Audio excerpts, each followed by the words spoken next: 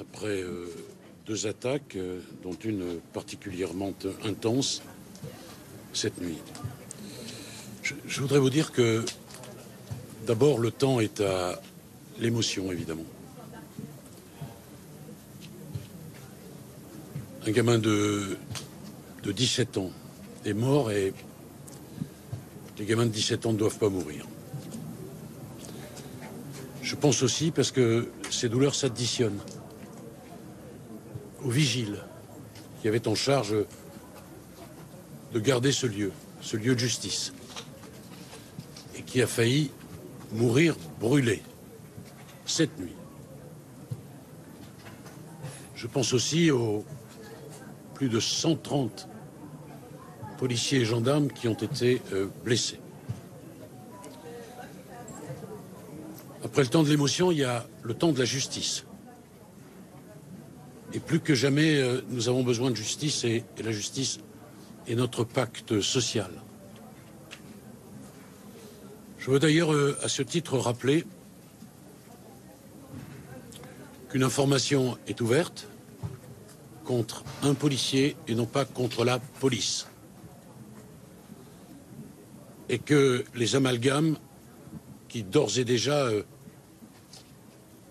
ont été faits sont insupportables. Je dis inlassablement que la justice ne se rend pas sur les plateaux de télévision, qu'elle ne se rend pas sur les réseaux sociaux, et qu'elle ne se rend pas entre 1h et 4h du matin dans la rue, en s'en prenant physiquement aux forces de l'ordre, en dégradant des lieux qui sont nos lieux communs, au sens premier du terme, lieux de la République. Tribunaux, mairies, prisons. Que la justice ne se rend pas en allumant des incendies dans la rue. Et je veux enfin dire que tous ceux qui, de façon irresponsable, et ils se reconnaîtront, crachent sur la police et sur la justice, sont aussi les complices moraux des exactions qui sont commises. Ces exactions feront l'objet également, et Monsieur le procureur de la République de Nanterre en a parlé dans la conférence de presse qu'il a faite tout à l'heure, les auteurs seront évidemment identifiés et ils seront sanctionnés à la hauteur de leur participation. Je veux enfin dire qu'il faut que nous appelions tous au calme, que nous fassions tous très attention, je dis tous, aux mots que nous prononçons.